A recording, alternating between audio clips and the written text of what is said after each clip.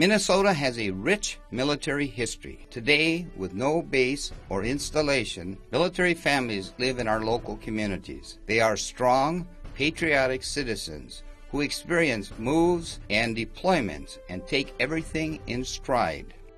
Minnesota has 19,000 active Guard and Reserve members. About 5,000 are currently deployed in Iraq, Afghanistan, or in support of other overseas contingency operations. KSMQ is pleased to present Coming Home to our communities. For the next 30 minutes, we will meet military families and learn about some of the resources that are available to them. Here is your host, Mary Ann Potter. Hello, I'm Mary Ann Potter of KSMQ, and thanks for joining us for this important dialogue about coming home and the impact that has on our region's military service members and their families. Here to share their stories are the Peterson family of Rochester, who've experienced deployment and homecoming. And also with us is Ann Walter, a member of Minnesota Operation Military Kids State Team. Well, thank you everybody for joining me for this dialogue. I'm really looking forward to our talking about this whole experience. Todd, tell me a bit about your deployment and when it began, how long it was, when you came home. Okay, well, I was called in September of 2007, and was told I was be deploying November 5th, 2007. I mobilized, went down to, I involuntarily transferred to a unit out of Illinois, just told I was part of that unit. Went down there on November 5th, and we stayed there for a couple weeks, went to about a week, a little over a week, and then we went to Fort Benning for a few days, and we were in Kuwait by the 19th of November. Wow, that was really fast, wasn't it? Yes, it was. Yeah. It was very fast. Well, what had you done to prepare yourself and your family before you left for your deployment? Since I got notified in September, I took some time off of work in October, spent some time getting things ready, talking to people to help out with if something goes wrong with the vehicles, how they're gonna get it fixed, how they're gonna, if something goes wrong with the plumbing, who do we know that we can get to come fix that? Something, lining things up to get everything. So you just sort of got plans in place in case of... Just in case there was a late night emergency type of thing, with household stuff, that she knew who to call, and they said they would be more than willing to come up and help her out, help my wife out, and fix whatever needs to be fixed, or get a temporary fix until somebody else could come there. Michaela and Trevor, what was that like when your dad left, and you sort of knew you had to be on your own, you were doing it by yourselves? What did that feel like? Well, at first it was hard to understand that he couldn't do everything and we had to do more work, so we couldn't hang out with friends as much anymore. How did the other kids treat you? What did they say to you about that? Do you think they understood what it was like to have your dad go overseas like that? Yeah, I think some of them did, but they didn't know what we were actually feeling or anything. Well, did you have someone that you could share your thoughts or fears with, and did that make a difference for you? I could always talk to my best friend about it, so that helped. And what sorts of things did you talk about? Were there things that you were scared for, or things that you felt angry that your dad had left, or? Well, I knew he was going to come home because he wasn't actually fighting. He was just fixing the stuff that was broken, so it was kind of a less chance of him actually getting hurt. So I knew he was going to go home, so I wasn't exactly scared that much. And how about you, Trevor? Who could you talk to about the things you were thinking and feeling? My cousin. And how did that help you? Quite a bit, because it's his uncle, so he kind of felt the same way. So. Were you able, while you were deployed, Todd, were you able to send emails back and forth? Could you talk on the cell phone? Yes, I was. The situation I was in was one of supervising mechanics repairing vehicles, and so I had access to a phone at my desk home. Carried a cell phone over there where if they needed to contact me, they were able to call. Granted, it was an overseas phone call, but they were still able to call me directly at any time of the day. I always carried it with me, so it was pretty unique. So I was able to contact home quite often. What do you remember most about the year that your dad was in Kuwait? What really sticks in your memory the most of that time? Well, there was one time we were out to eat at John Hardy's, and Deputy John Jacobson, he's kind of a close friend, was at one of the tables and saw us eating there. And when my mom asked for the bill, she said it had already been taken care of by a gentleman at the table close by. So that was kind of nice. Mm-hmm. That was nice to know that somebody had reached out in that way. Have things changed a lot since Dad has come home? A little bit, because we were kind of used to just going like with 5 people, and then when he came home, it was a little different. We had to get back into that routine. So it took a little getting used to of having that sixth person around again, huh? Yeah. Good or different in a good way? Yeah. Yeah. Yeah. Well, tell me about what that feeling was like on the day he came home. When he came home, there was a whole bunch of like family friends and his family members all at the airport, like getting ready and stuff, and it's a good feeling when he came through the doors. Do you feel different now that you're back, Todd? Does it feel different? It's getting closer to back to the normal what it was before. But when I first got back, the kids were used to always going to Mom and asking Mom for whether they could do something or have something. And kind of felt, at the beginning, you kind of feel like a third wheel type, where you're the outsider and they've got their life and they've been doing it for a year, and now you got to try to fit in. And it took a while for it all to work out, but it did. It does work out.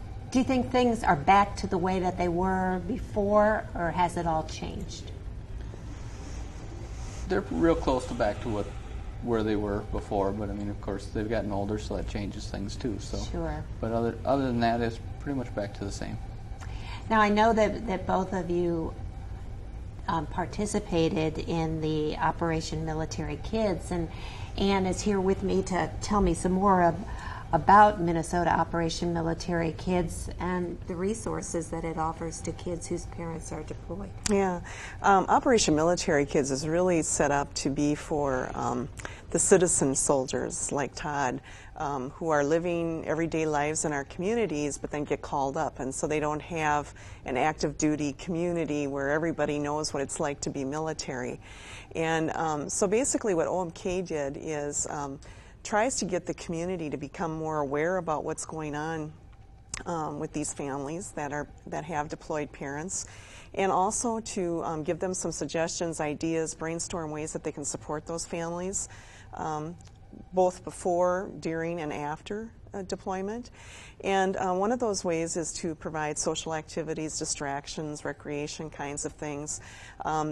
Both Michaela and Trevor went to a workshop called Speaking Out for Military Kids, and this was for kids that had someone in their family that was serving in the military, and they kind of came together and really, I think, were more of a support for each other, but they also were supposed to spend some time working on telling their story about their parents' deployment and what that was like for them, and what people in the community could do to help support them and other kids like them.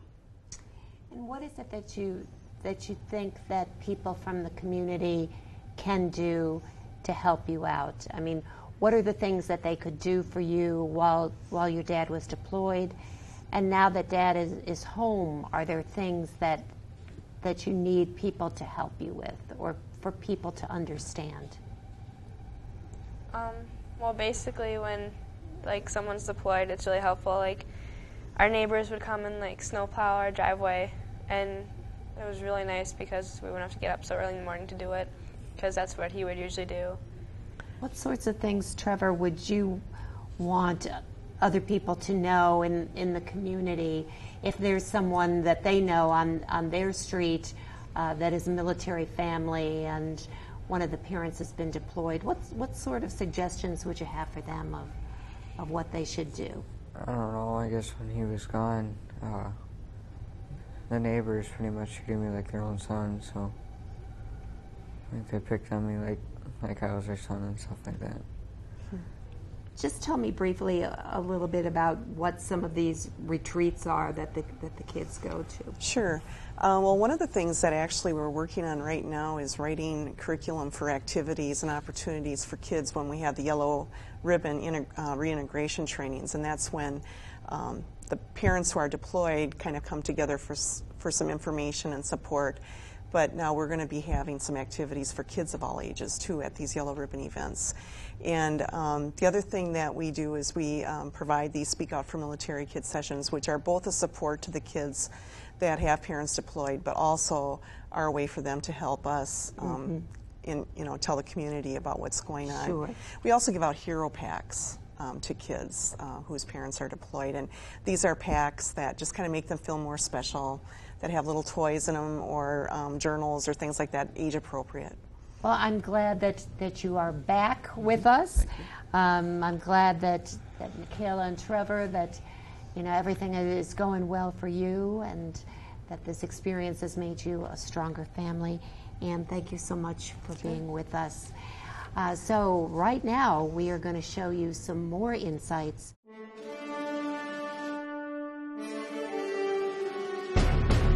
I got kind of scared because I didn't know what he was gonna do there. Well, at first I didn't really know what to think. I was kind of scared, but yet, I don't know. Well, Todd is a member of the Army Reserves, and so we live in a small town and we don't live on a military base. So when he was called up, it was very difficult because there wasn't anyone nearby that I could relate to. He was involuntarily transferred to another unit out of Illinois, so I didn't have any of the other spouses that I could communicate with.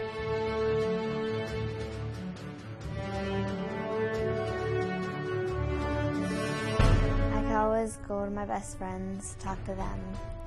Well, just like I would tell her how I was feeling, and she would just help me through it. I was able to talk to my neighbor how I was feeling. I usually reached out to friends and coworkers when I was scared, and there were times we had pretty good contact with the phone and email, but there were times when I didn't hear from him and you didn't know what was happening, and of course you always think the worst, and so I would call my best friend or go to a coworker and vent my feelings or something, and so I just reached out to those that are close with.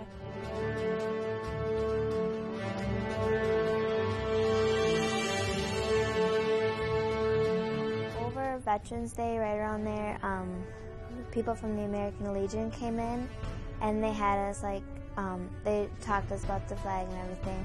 And they had us write a speech about what the flag meant to us, and then they came back a couple weeks later and they said, well, we chose, out of your entire grade, we chose one individual to receive a flag, and that person ended up being me. Well, the best thing that neighbors or friends did was just to be there to listen.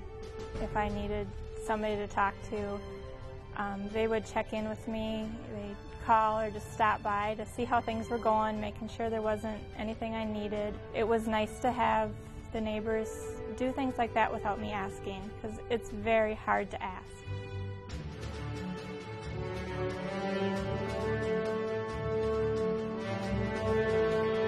It's been hard. The first part was, we were all excited he was home, and then it was difficult to get used to having him around again. The kids were so used to depending on me for everything that they didn't ask him for help. they still would go to me for homework questions, and it was, you know, really hard because I was tired of being a single parent, and, you know, I would get frustrated and wonder why they weren't asking their dad when he was right there. And we had to write in our journals every day, and just writing it down made me feel better and just to let it all out.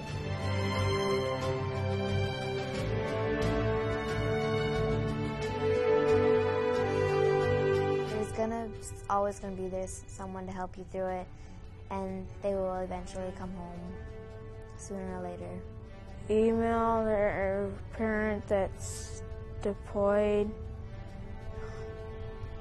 call them on the phone, and talk to other people.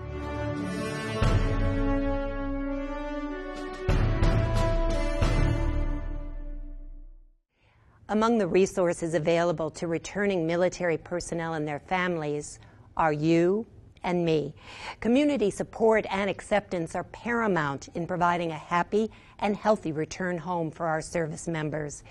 Here to explore with us programs available in our region and ways that communities and individuals can be involved in the homecoming for veterans are Jean Updahl of the Freeborn County Red Cross, Andre Sanchez, Outreach Division Supervisor, Minnesota Department of Veteran Affairs, Lieutenant Colonel Barb O'Reilly, Chief, Beyond the Yellow Ribbon, Your Fort, Minnesota, and Gail Mossman, State Youth Coordinator of Beyond the Yellow Ribbon, Minnesota National Guard. Thank you all for joining me. I really appreciate your taking the time for this. Jean, we're going to start with you. And the Red Cross has served as a vital link for our families with their loved ones who are deployed, and I mean, that's been the tradition for years and years in the United States. Tell us about the services that the Red Cross provides today. Well, the Red Cross is the link between the military personnel and their family at home. So if there's an emergency of any kind or anything that needs to be sent on to the service person, if they call the Red Cross, we can do those services for them. We also are a resource for them if they have problems or something like that. If we can't handle it, we can refer them on to a service agency that can. So it's pretty easy for military families to have in mind that the Red Cross Yes. is a good place to go Yes. for, to be a sort of a clearinghouse for lots of other information Correct. as well. Yes. Okay, Andre, when should returning veterans get in touch with your office, and what types of assistance do you provide?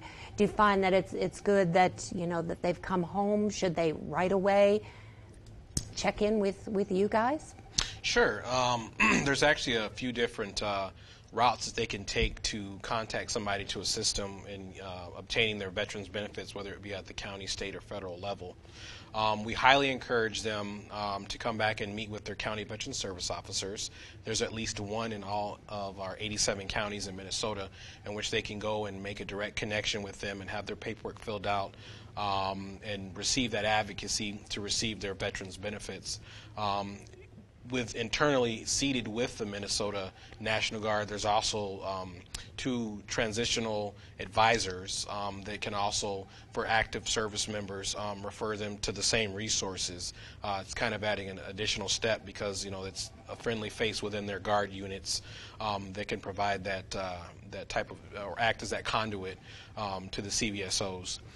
Some of the services that we provide from the Minnesota Department of Veterans Affairs are, number one, federal advocacy for them to receive their benefits from the Veterans Administration. So that entails, you know, you commonly hear veterans referred to as being disabled veterans.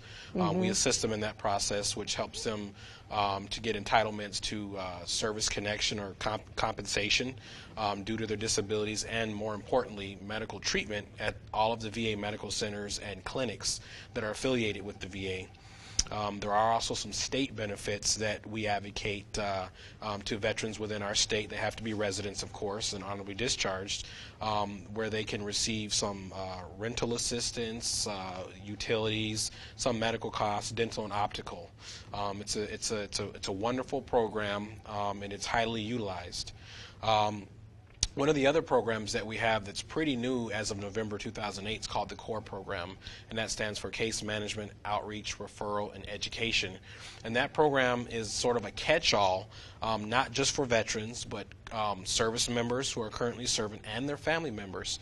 And basically, we encourage them to see their county veteran service officers or somebody in our department, as we're the ones that would refer them for just a gamut of services if they need it, and Lutheran Social Services will act as the case management piece for them. Again, it's a very new program, and it's highly utilized at this point, and it's for those veterans and family members that don't just have one issue, but just have a multitude of issues that they need help with, and so it's a great program. Lieutenant Colonel O'Reilly, you yourself have returned from deployment in Afghanistan and now are working on this Beyond the Yellow Ribbon initiative. How did you get it started, or how did it get started? The Beyond the Yellow Ribbon program started basically from our vision of the Adjutant General of Minnesota. He's a Vietnam veteran, and so he knows how veterans should not be treated. With his vision and the passion of Chaplain John Morris, they really got the program not only going in Minnesota but nationwide.